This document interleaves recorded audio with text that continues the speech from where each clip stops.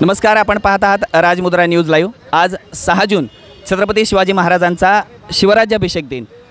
यावर्षी देशभरामध्ये छत्रपती शिवाजी महाराजांचा 350वा राज्याभिषेक अतिशय आनंदाने आणि हर्षोल्लासाने साजरा केला गेला आहे।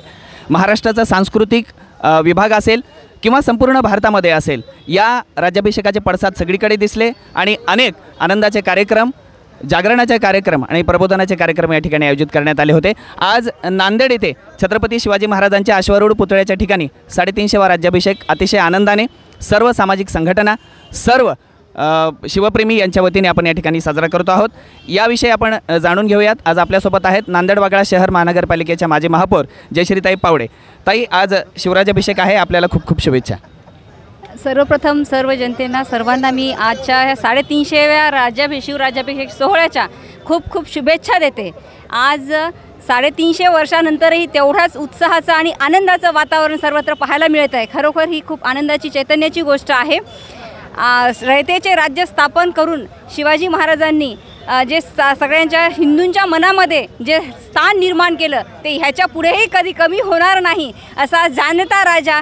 त्यांची आज राज्याभिषेक जयंती आपण असं म्हणलं तर काही वावगं होणार नाही।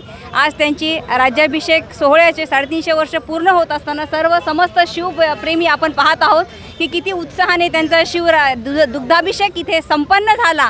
आणि मला आनंद या गोष्टीचा आहे की या हंबर्डे भाऊंनीच मला महापौरच्या काळामध्ये ह्या लिफ्टसाठी सगळ्या शिवप्रेमींनी आग्रह केला होता, तर त्याचं काम पूर्णत्वास जाताना पण तो सुद्धा आनंद आहे। पुनश्च एकदा सर्व अखंड हिंदुस्थानाचे हृदयस्थान असलेले श्रीमंत योगी छत्रपती शिवाजी महाराज यांच्या शिवराज्याभिषेक सोहळ्याच्या मी सर्व प्रेमींना खूप खूप शुभेच्छा देते। धन्यवाद। या होत्या नांदेड महानगरपालिकेच्या माजी महापौर जयश्रीताई पावडे। आपण त्यांच्याकडून आजच्या राज्याभिषेकाविषयी जाणून घेतलं। कॅमेरामॅन राम जामगेसह मुरलीधर हंबर्डे, राजमुद्रा न्यूज लाईव्ह।